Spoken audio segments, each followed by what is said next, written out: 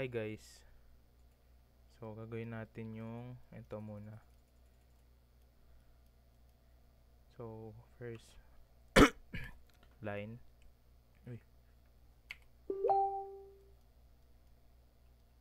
First line. Ito gagawin. Then click nyo muna, then drag here. Type nyo 10. There.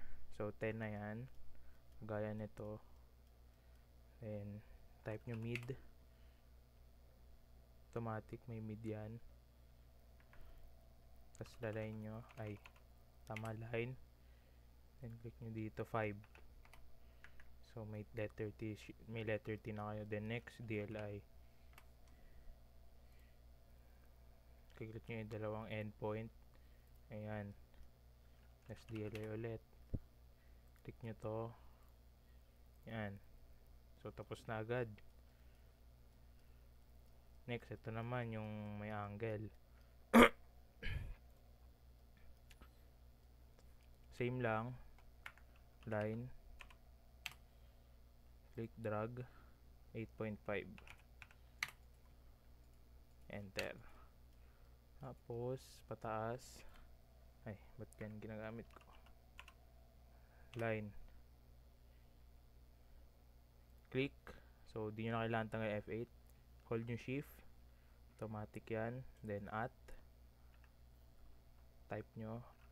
8.5. Tas less than. Then, yung degree.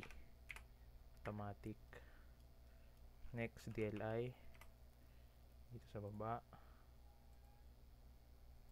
Ayan. Tas dito, huwag nyo gagamitin yung DLI. Dapat TAL.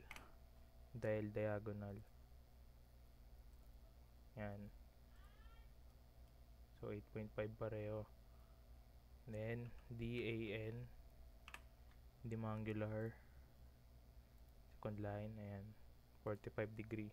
So, tapos na yan. Ito naman yung next. Complicated pero madali lang. Unang-una yung circle. Type nyo 1 for radius. Next is DRA. Dim radius. Click nyo to. Tapos dito. So, ayan. Next line.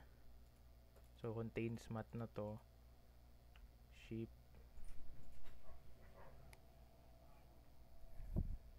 Shift nyo to. Then, type nyo 4.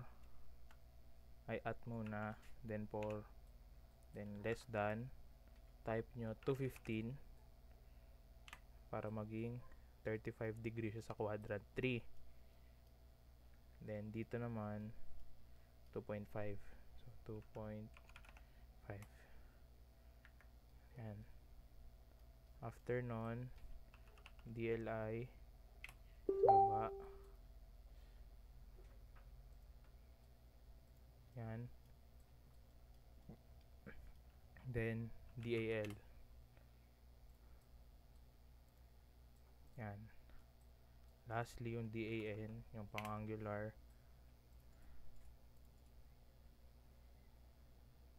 Yan. So, yun na yun guys. Tapos na siya. Ay, hindi pala. Mali pala to. Pala siya ganyan. Dapat nakapatusok. Nakaganyan pala. So, yun. Ito dat pala ilayo ko. DLI ulit.